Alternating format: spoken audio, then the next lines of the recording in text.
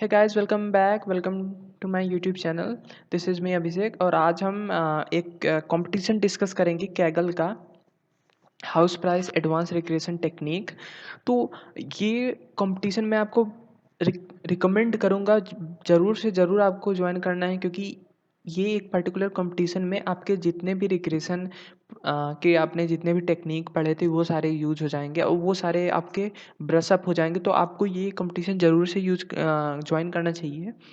और इसमें मैं अगर आपको लीडर बोर्ड दिखाऊँ, मेरी रैंकिंग दिखाऊँ और ये सारी चीज़ें दिखाऊँ, तो आप देख सकते हो मैंने कुछ 567 रैंक मैंने हासिल किया था। और मेरा जो मैंने अभी तक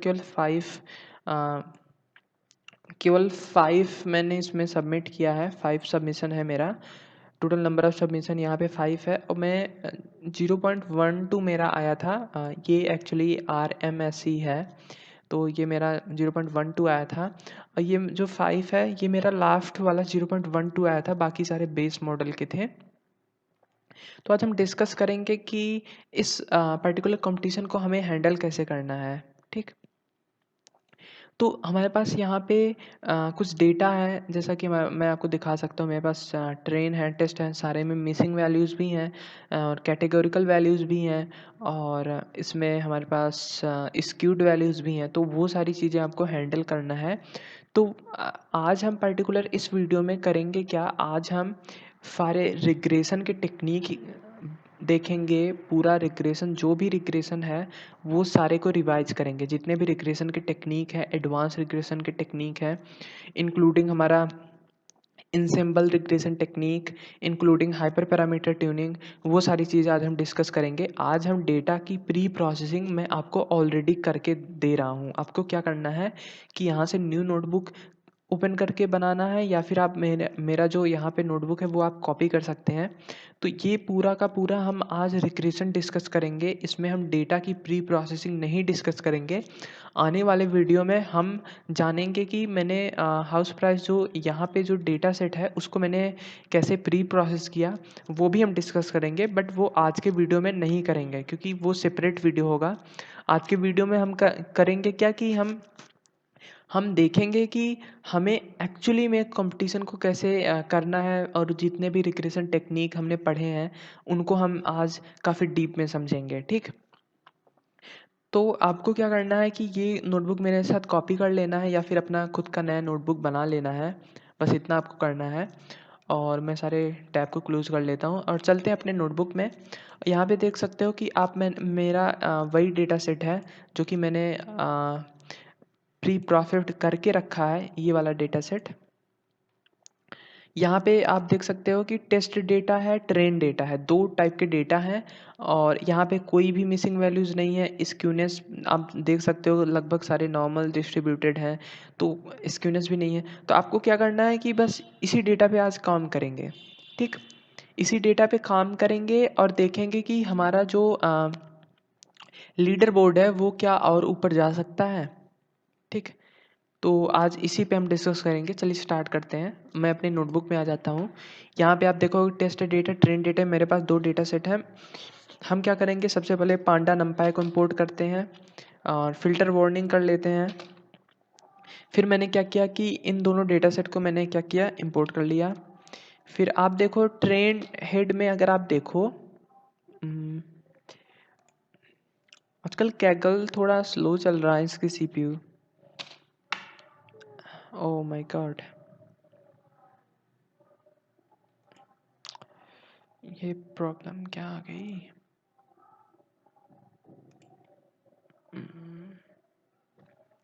थोड़ा सा गाइस मैं इसको सही करता हूँ, शायद नेटवर्क प्रॉब्लम है। हाँ, तो आप अगर यहाँ पे देखो ट्रेन डॉट हेड अगर मैं करूँगा, यहाँ पे मेरे पास 221 कॉलम्स हैं, ठीक? और 5 रोज मैंने प्रिंट किया, ठीक?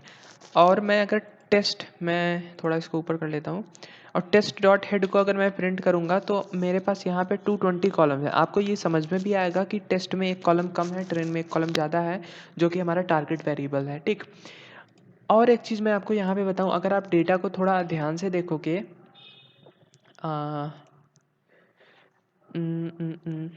अब सबमिशन, सैंपल सबमिशन पे अगर आप जाओगे तो आप देखोगे कि जो आईडी है वो 1461 से 2919 तक है, ठीक। तो मैं क्या कर रहा हूँ कि मेरा जो टेस्ट डेटा है उसके इंडेक्स को मैं आईडी से चेंज कर दे रहा हूँ। तो सिंस आप यहाँ पे देखो 1461 से 2919 तक है, तो मैं क्या करूँगा 2920 तक कर दूंगा, ठीक।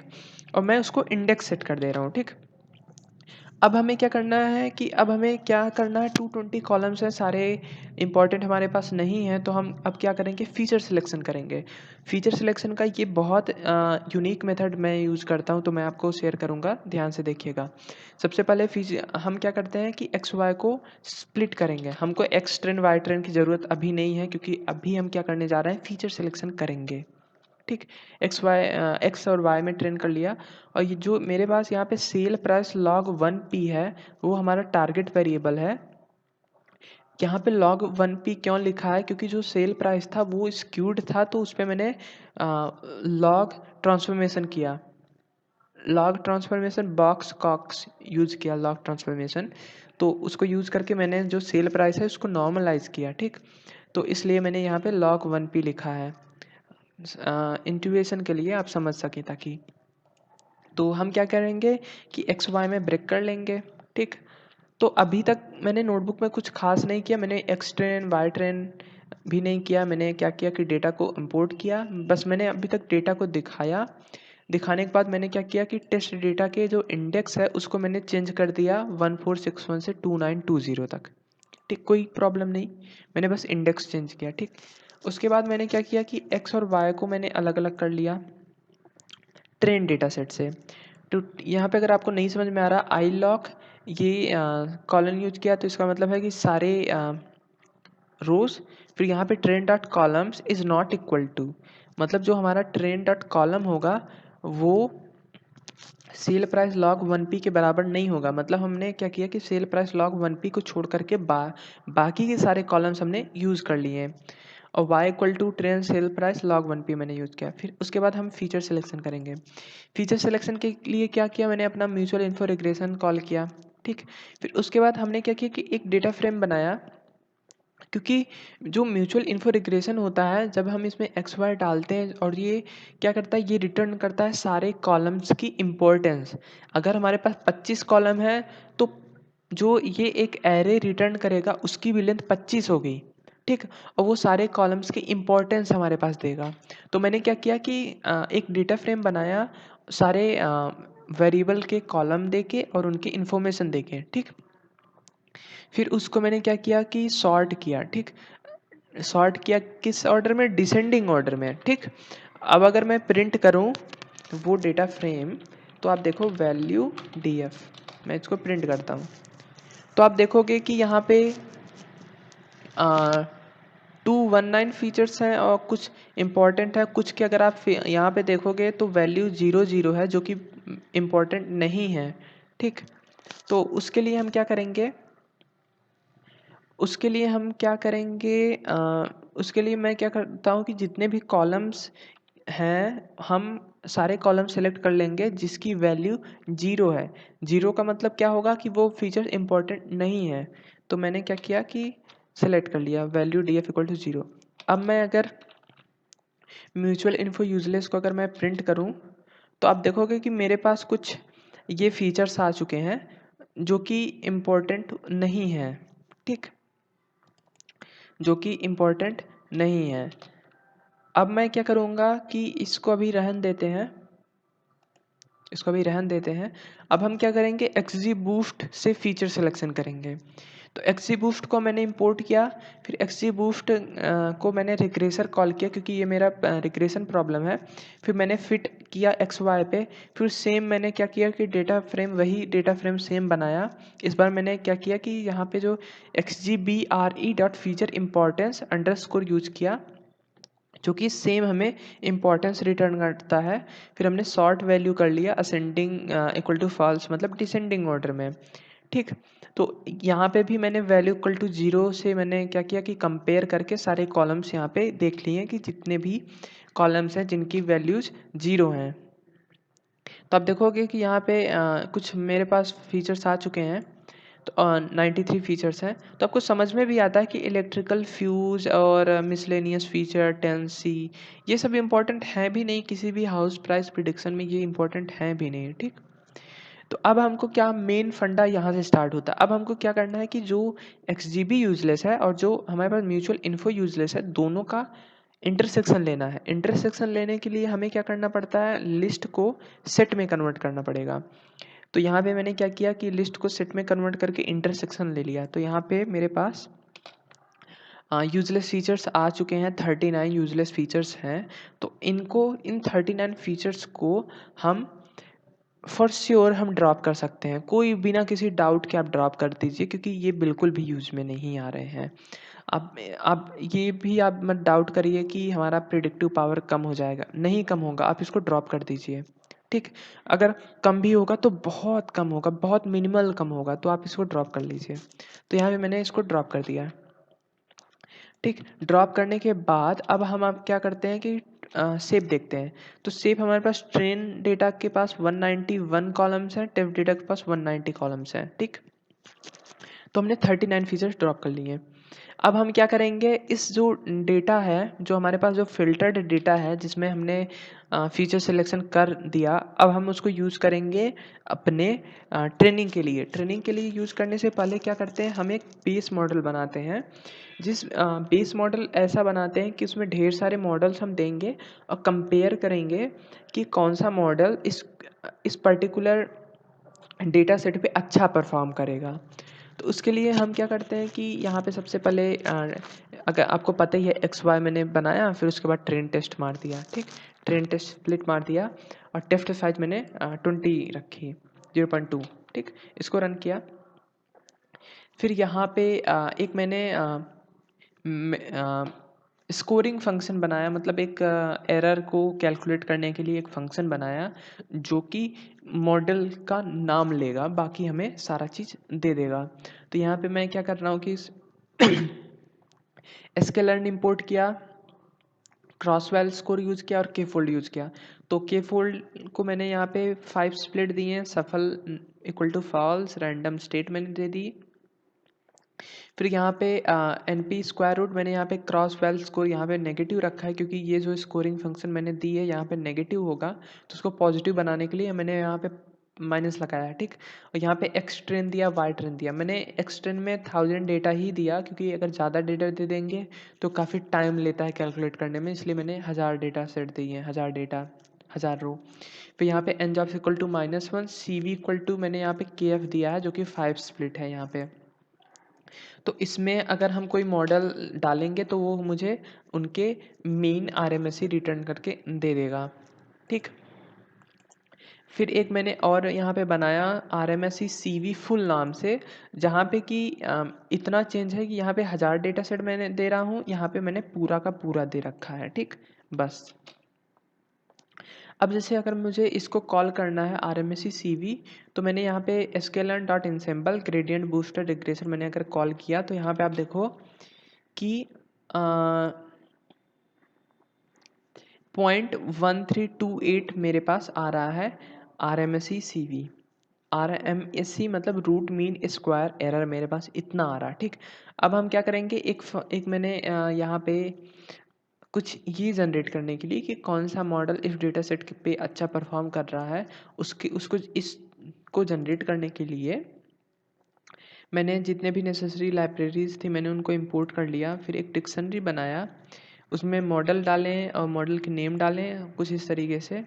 और फिर एक स्कोर नाम का मैंने क्या किया कि लिस्ट बनाया। फिर एक लूप से, फॉर लूप से, एक मिनट, फिर मैंने एक स्कोर नाम का एक लिस्ट बनाया। फिर डिक्शनरी से मैंने क्या किया कि सारे हर एक मॉडल की मैंने हर एक मॉडल के लिए मैंने वही फंक्शन कॉल किया जो कि मैंने बनाया था कि RMSE को कैलकुलेट करने के लिए। तो फिर अगर मैं इसको रन करता हूँ तो ये थोड़ा सा टाइम लेगा, क्योंकि इसमें करीब 10 मॉडल्स हैं और सारे के लिए RMSE कॉल करना है, तो थोड़ा सा टाइम लेगा।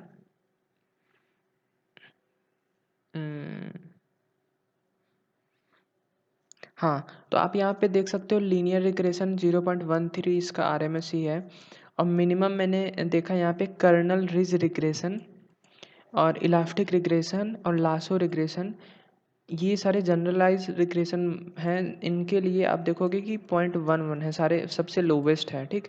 एक्सीबूस्ट 0.14 है, ठीक। तो यहाँ पे आप देख सकते हो कि मैंने यहाँ पे लासो रिग्रेशन के लिए सबसे पहले क्या किया, रोबस्ट स्केलर कॉल किया। मैंने एक पाइपलाइन बनाया, पाइपलाइन में रोबस्ट स्केलर पास किया और लासो पास किया, ठीक है। रोबस्ट स्केलर हम इसलिए यूज़ करते हैं जब भी हम जनरलाइज मॉडल जैसा लासो है, इलास्टिक है और कर्नल रेज है, इनको जब भी हम कॉल करते हैं तो रोबस्ट स्केलर कॉल करते हैं, फिर डेटा को पास करते हैं अपने मॉडल में। तो रोबस्ट स्केलर क्या करता है कि जो भी आउटलायर्स होंगे उनको, उनके इफ़ेक्ट को ख़त्म कर देता है, उनको इस तरीके से स्केल करता है कि जो आउटलायर्स होंगे, जितने भी आउटलायर्स होंगे उनका इफ़ेक्ट ख़त्म हो जाएगा, वो मॉडल को इफ़ेक्ट नहीं कर पाएंगे। तो इसलिए हम रोबस्ट स्केलर को यहाँ पे कॉल करते हैं डेटा में, फिर मॉडल में डेटा अपना भेजते हैं। फिर उसके बाद मैंने क्या किया कि यहाँ पे आप देखो कि लासो रिग्रेशन में 0.1156 है, तो इसको हमने ट्यून करना है, इसको हम ट्यून करेंगे। ट्यून करने के लिए, हाइपर पैरामीटर ट्यूनिंग करने के लिए मैंने ऑप्टूना यूज किया। ऑप्टूना इंपोर्ट करना है, फिर फ्रॉम ऑप्टूना ट्रायल इंपोर्ट करना है, विजुअलाइजेशन इंपोर्ट करना है और सैम्पलर्स में टीपीई सैम्पलर यूज करना है। टीपीई सैम्पलर क्या होता है, ट्री पार्जन एस्टिमेटर होता है। ये क्या करता है कि Bayesian optimised hyper parameter tuning algorithm है, ठीक। फिर इसके बाद मैंने पैरामीटर है, तो पैरामीटर में सबसे पहले हम जीबीएम को यहाँ पे ट्यून करने वाले हैं। ग्रेडियंट बूस्टिंग एल्गोरिथम को सबसे पहले हम ट्रेन करेंगे, जिसका यहाँ पे आरएमएसई है 0.1319। तो इसको ट्रेन करने के लिए हम क्या करेंगे, ट्यून करने के लिए जीबीएम को ट्यून करने के लिए हमें ज़रूरत पड़ेगी एन एस्टिमेटर की, मैक्सिमम डेप्थ की, मिनिमम सैंपल स्प्लिट की, मैक्सिमम फीचर्स की, सब सैंपल की, मिनिमम सैंपल लीफ की, लर्निंग रेट की एंड रैंडम स्टेट मैंने एक डाल दिया, ठीक। तो यहाँ पे एन एस्टिमेटर 400 से 900, मैक्सिमम डेप्थ मैंने 3 to 5 दिया है और 5 to 12 दिया है, और ये मैक्सिमम फीचर्स 0.4। तो अपटूना अगर आपने नहीं यूज़ किया है तो आपको मैं बता दूं कि यहाँ पे आपको एक ऑब्जेक्टिव फंक्शन बनाना पड़ता है सबसे पहले। तो अपटूना पे मैंने एक वीडियो ऑलरेडी बना रखा है, आप उसको चेकआउट कर सकते हैं। बट अभी के लिए आप इतना समझ लीजिए कि अपटूना जब भी हम यूज़ करते हैं तो एक हम ऑब्जेक्टिव फंक्शन बनाते हैं, ऑब्जेक्टिव फंक्शन के अंदर एक हम पैरम नाम की डिक्शनरी बनाते हैं। उस डिक्शनरी में हम सारे अपने हाइपर पैरामीटर को एक की में बनाएंगे और वैल्यू में हम ट्रायल डॉट सजेस्ट इंट, अगर हमारे पास जो पैरामीटर इंट अगर सपोर्ट करता है तो इंट, और अगर फ्लोट भी सपोर्ट कर सकता है तो यूनिफॉर्म, और अगर हम लर्निंग रेट दे रहे हैं तो लॉग यूनिफॉर्म, ठीक। और अगर कैटेगोरिकल है तो suggest trial dot suggest underscore categorical, ठीक। इस तरीके से हम बनाते हैं। फिर अंदर सेम अपने हाइपर पैरामीटर के नेम, फिर उनकी एक्सेप्टेड वैल्यूज़ का रेंज यहाँ पे पास करते हैं, ठीक।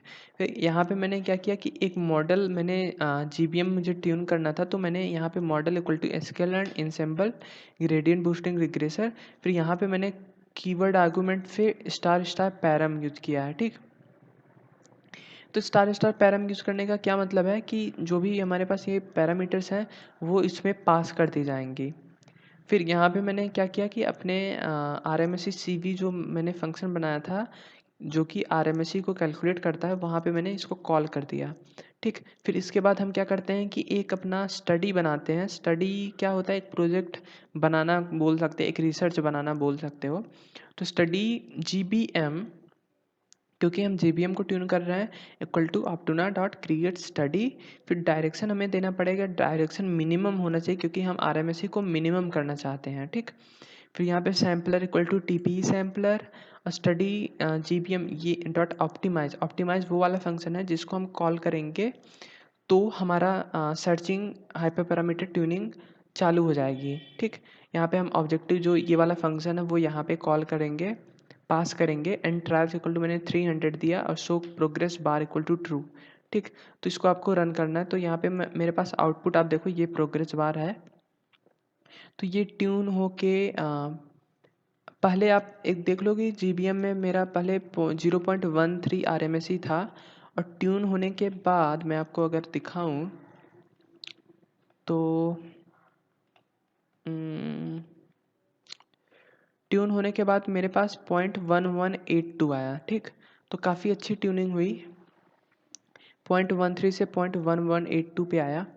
तो अभी हमें क्या करना है कि हम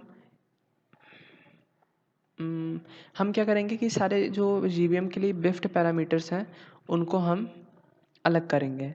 तो उनके लिए बिफ्ट पैरामीटर हम इसको विजुलाइज भी कर सकते हैं, लर्निंग रेट, मैक्सिमम डेप्थ और मैक्सिमम फीचर, ये सारी चीज़ हम विजुलाइज भी कर सकते हैं। तो हम क्या करेंगे, स्टडी जीबीएम अगर बेस्ट पैराम्स को अगर कॉल करेंगे तो हमारे पास जो बेस्ट पैरामीटर्स होंगे वो हमारे पास आ जाएंगे। तो n estimator equal to 683, maximum depth 4, ये सारे हमारे बेस्ट एस्टिमेटर हैं जीबीएम के लिए। ठीक, ये study underscore GBM dot best params. फिर हम क्या करेंगे, एक ट्यून्ड मॉडल बनाने के लिए क्या करेंगे, sklearn dot ensemble gradient boosting regressor, फिर double asterisk study GBM dot best params. तो ये जो मॉडल हमारा बनेगा वो हमारा होगा ट्यून्ड जीबीएम। ठीक, इसी प्रकार से मैंने लासो रिग्रेशन को ट्यून करने की सोची। तो लासो रिग्रेशन को ट्यून करने के लिए सेम हमें ऑब्जेक्टिव फंक्शन बनाना पड़ेगा और एक पैरामीटर देना पड़ेगा। तो लासो में हम अल्फ़ा को ट्यून कर सकते हैं। तो यहाँ पे मैंने लॉग यूनिफॉर्म यूज़ किया। लॉग यूनिफॉर्म क्या करता है कि जो लोअर रेंज होगा ना तो उस पर ज़्यादा ये फोकस करेगा। फिर यहाँ पे मैंने कुछ एक रेंज दी है, मैं इस रेंज को कम भी कर सकता हूँ। तो आपको इतना रेंज रखना है। फिर यहाँ पे मैक्सिमम रेंज 0.5 है। तो इनके और इनके बीच में एक मतलब मुझे अल्फ़ा मिलेगा। ठीक, फिर मैंने एक मॉडल इक्वल टू पाइपलाइन बनाया। पाइपलाइन में रोबस्ट स्केलर पास किया, फिर लासो, फिर डबल स्टार, फिर पैरम्स। तो ये पैरम्स इसमें पास हो जाएगा। और रोबस्ट स्केलर हम यूज़ कर रहे हैं ताकि मॉडल में अगर आउटलायर्स हैं तो उनके इफ़ेक्ट को ख़त्म किया जा सके। ये एक स्केलिंग टेक्निक है। ठीक, और जो यहाँ पे डबल स्टार मैं लगा रहा हूँ, अगर आप पैरम भी आप यूज़ कर सकते हैं, आप भी कर सकते हो, बट मैंने इस डिक्शनरी को अनपैक करना था इसलिए मैंने 2 स्टार लगाया। ठीक, फिर इसको मैंने रखा। फिर यहाँ पे return equal to RMSE CV करना है। ये फंक्शन ऑब्जेक्टिव फंक्शन रिटर्न करेगा एरर। ठीक, एरर की वैल्यूज़ जिसको हमें मिनिमाइज करना है। फिर स्टडी लास्ट अप टू ना मैंने वही सेम कहानी यहाँ पे स्टडी को क्रिएट करी। फिर यहाँ पे अगर आप देखो तो जो मेरा ट्यून्ड है वो जो मेरा ट्यून्ड आ रहा है वो 0.1156 आ रहा है, 0.1156 आ रहा है। तो जो मेरा ट्यून्ड है तो उसके लिए हम क्या करेंगे कि यहाँ पे स्टडी लासो बेस्ट पैराम्स ये मुझे पैरामीटर दे देगा जो कि हमारा बेस्ट पैरामीटर है, जो बेस्ट अल्फ़ा है वो है 005। तो मैंने क्या किया कि एक ट्यून्ड लासो का एक मैंने मॉडल बनाया, मेक पाइपलाइन रोबस्ट स्केलर, फिर लासो, फिर star star study lasso best params, फिर यहाँ पे मैंने एक रैंडम स्टेट पास कर दी। ठीक, अगर मैं इसका स्कोर अगर कैलकुलेट करूँ तो वो आएगा 0.1156। अब आप देखो इलास्टिक नेट को अगर आपको ट्यून करना है ना, तो इलास्टिक नेट ट्यून करने के लिए आपके पास 3 ज़रूरी होती हैं। एक होता है अल्फ़ा, दूसरा होता है L1 रेशियो। ठीक, अल्फ़ा सेम हम trial dot suggest log uniform alpha हम इन 0.005 के बीच और 0.5 के बीच एक वैल्यू हम देंगे। और L1 रेशियो क्या होता है, 0.1 से 0.99 तक कुछ भी हो सकता है। तो मैंने यहाँ पे 0.01 से 0.9 तक किया, रैंडम स्टेट पास करी, फिर एक पाइपलाइन बनाया, रोबस्ट स्केलर, इलास्टिक नेट, फिर यहाँ पे मैंने पैरामीटर पास किया। फिर RMSE CV फंक्शन जो हमने अभी बनाया था जो कि मॉडल की RMSE को कैलकुलेट करता है, उसको मैंने यहाँ पे कॉल किया और रिटर्न किया। ठीक, सेम हम यहाँ पे भी एक स्टडी बना रहे हैं इलास्टिक नाम से। तो यहाँ पे हमने पैरामीटर को ट्यून किया। ठीक, तो हमारे पास जो बेस्ट पैरामीटर्स आया था वो अल्फ़ा इक्वल टू 0.01 है, L1 रेशियो इक्वल टू 0.02 है। तो उसको हमने यहाँ पे elastic tuned equal to make pipeline, robust scaler, elastic net, फिर वो सारे हमने पैरामीटर्स को यहाँ पे पास कर दिया, रैंडम स्टेट इक्वल टू 3। उसी प्रकार से हम कर्नल रिज रिग्रेशन को भी ट्यून करेंगे। और हाँ, ध्यान देना कि हम वही मॉडल को ट्यून कर रहे हैं जिसमें कि RMSE सबसे कम आया था, ठीक। जिसमें जिसमें RMSE हमारा, अगर आपको मैं दिखाना चाहूँ, तो RMSE कर्नल रिज में सबसे कम था, इलास्टिक नेट में कम था, लासो में कम था और GBM में। तो ये मैंने 4 मॉडल को यहाँ पे ट्यून कर रहा हूँ। फिर मैंने कर्नल रिज को ट्यून करना है। कर्नल रिज को ट्यून करने के लिए हमें ज़रूरत होती है अल्फ़ा की, कोएफिशिएंट 0 की, और डिग्री की, डिग्री 1 to 6, और कर्नल में हम पॉलिनॉमियल दे रहे हैं, लीनियर दे रहे हैं। तो यहाँ पे आप देख सकते हो trial dot suggest underscore categorical, यहाँ पे मैं दे रहा हूँ। तो ये कर्नल इक्वल टू पॉलिनॉमियल या लीनियर में से कोई एक सेलेक्ट करेगा। तो यहाँ पे pipeline, robust scaler, kernel ridge, तो यहाँ पे मैंने इसको 300 टाइम्स इसको इटरेट किया। फिर यहाँ पे मेरे पास जो कर्नल रिज रिग्रेशन का जो बेस्ट पैरामीटर्स आया वो मेरे पास यहाँ पे कुछ ये है, ठीक। फिर उसके बाद मैंने क्या किया कि कर्नल रिज ट्यून्ड मॉडल बनाया इस बेस्ट एस्टिमेटर को पास करके यहाँ पे study KKR dot best params, ठीक।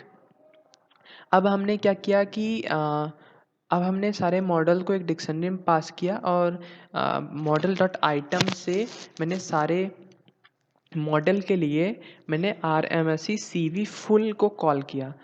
हमारे पास याद हो तो मैंने एक RMSE CV बनाया था और एक RMSE CV फुल बनाया था। मैं आपको दिखाता हूँ, दोनों में बस एक माइनर सा डिफरेंस था। RMSE CV 1000 डेटा सेट पे ट्रेन टेस्ट करता है और RMSE CV फुल क्या करता है कि पूरे डेटा सेट पे हमारा ट्रेन टेस्ट करता है।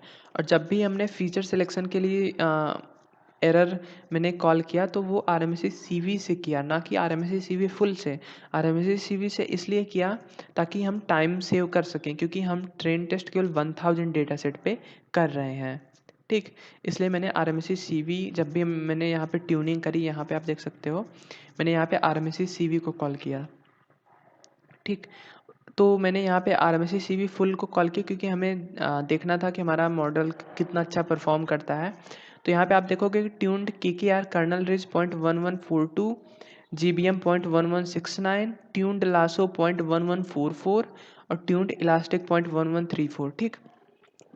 अगर आप विदाउट स्टैकिंग, अगर मॉडल, कोई भी मॉडल अगर आप ट्यून्ड इलास्टिक मॉडल अगर आप यूज़ करते हो और इनसे प्रिडिक्शन लोगे तो आपका जो स्कोर आएगा लीडर बोर्ड पे वो आएगा 0.125 के आसपास आएगा, ठीक। 0.125 के आसपास आएगा। तो हमें क्या करना है कि इन चारों मॉडल को मुझे एवरेज करके और कम करना है, ठीक। अभी यहाँ पे आप देखो कि मिनिमम 0.1134 है, ठीक। मैंने क्या किया कि यहाँ पे ML एक्सटेंड से मैंने स्टैकिंग कॉल करी, रिग्रेशन में मैंने चारों यहाँ पे एक लिस्ट में पास कर दिया। फिर उसके बाद मैंने क्या किया, उसके बाद मैंने model equal to stacking CV regression में मैंने अपने चारों मॉडल पास किए। एक मेटा रिग्रेशन मैंने बनाया जो कि होगा लासो। फिर उसमें मैंने क्या किया कि अल्फ़ा इक्वल टू 0.0019 डाल दिया, जो कि अगेन मैंने ऑप्टूना से ट्यून किया था। फिर यहाँ पे CV इक्वल टू 10 और रैंडम स्टेट इक्वल टू 1, तो इसको मैंने दिया और यहाँ पे RMSE CV फुल मेरा आ रहा है 0.1118 और यहाँ पे देखो 0.1134 मिनिमम था और चारों मॉडल को अगर हम स्टैक कर देते हैं तो हमारे पास आ रहा है 0.1118, अगेन इतना आ रहा, ठीक। अब मैंने क्या किया कि मैंने ये, हाँ, इससे भी अगर आप प्रिडिक्शन लोगे तो 0.12 के आसपास आपको मिल जाएगा लीडर बोर्ड पे स्कोर।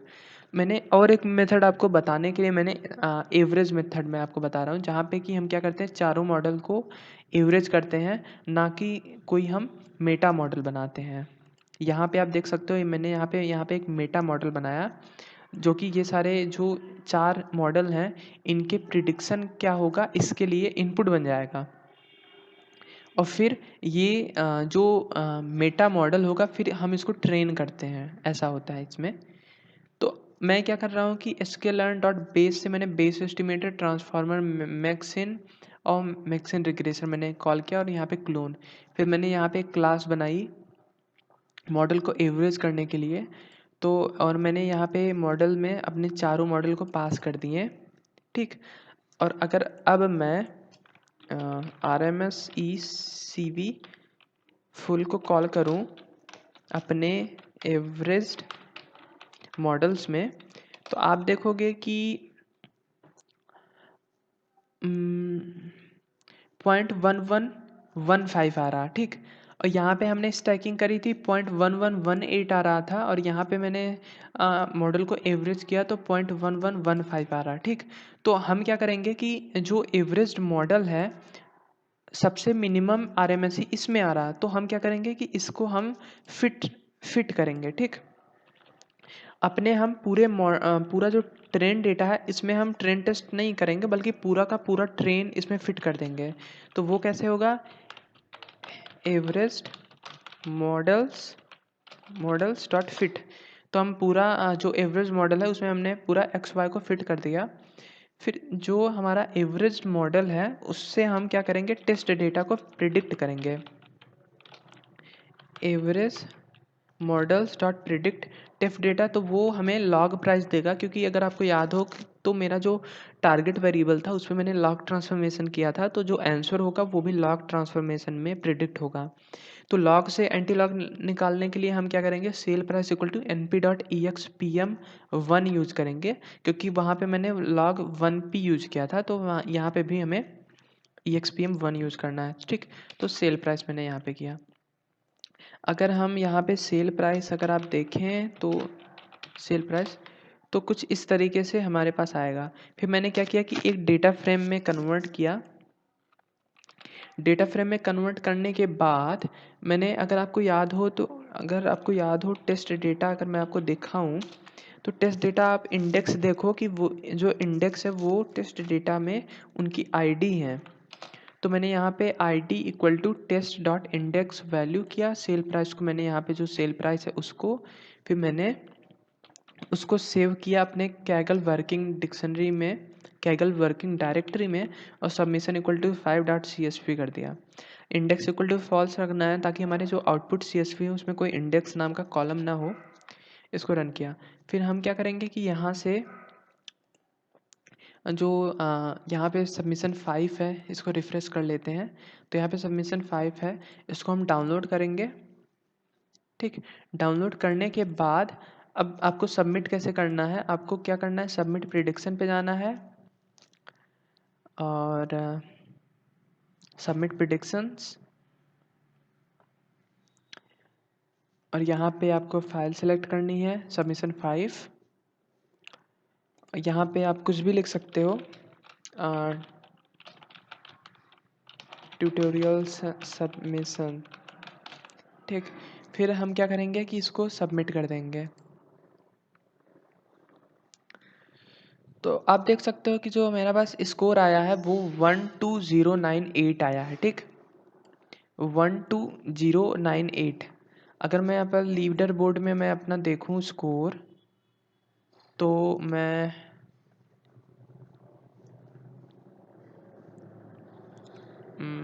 हाँ 12098, तो मेरे पास जो है वो 549 की जो रैंक है वो मेरी है।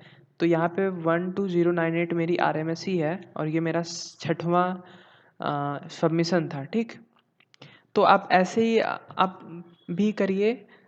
आपके पास 4 मॉडल हो, सबसे पहले आप क्या करिए, डिफरेंट मॉडल, तो कुछ इस तरीके से आपको प्रोजेक्ट बनाना होगा कि हम कुछ मॉडल को यूज़ करेंगे, जितने भी रिग्रेशन टाइप के हमारे पास लगते हैं मॉडल, सारे को हम क्या करेंगे कि मॉडल को एक डेटा फ्रेम बनाएंगे और सारे के सारे मॉडल की उनकी एक्यूरेसीज हम पहले कंपेयर करेंगे और ये देखेंगे कि कौन सा मॉडल हमारे पास अच्छा परफॉर्म कर रहा है, ठीक। तो सारे मॉडल जिसकी RMSE कम थी सबको मैंने क्या किया, ट्यून किया। ट्यून करके मैंने सारे के सारे मॉडल की जो ट्यून्ड थे सारे मॉडल उनको यूज़ किया। फिर हमारे पास 4 मॉडल मैंने सेलेक्ट किए, चारों मॉडल को मैंने क्या किया कि एवरेज किया, ठीक। मेरे पास 2 मेथड है, एक तो स्टैक करो, एक तो एवरेज करो। तो स्टैक किया, मेरे पास आया 0.1118, ठीक। मैं आपको यहाँ पे दिखाता हूँ, 0.1118, ठीक। और चारों मॉडल में आप देखो किसी का भी 0.1118 नहीं है, 0.1142 है, 0.1169 है। तो मैंने स्टैक करके 0.1118 लाया। फिर उसके बाद मैंने क्या किया कि यहाँ से भी आप प्रिडिक्शन ले सकते हो, इस मॉडल से, स्टैक्ड मॉडल से आप प्रिडिक्शन ले सकते हो, या तो आप एवरेज मॉडल से प्रिडिक्शन लो। तो यहाँ पे जो मैंने एवरेज किया तो 0.1115 आया था और स्टैक किया था 0.1118 आया था। तो आपको देखना है कि सबसे कम RMSE जहाँ पे मिले तो आप उससे आप प्रिडिक्शन ले लो, ठीक।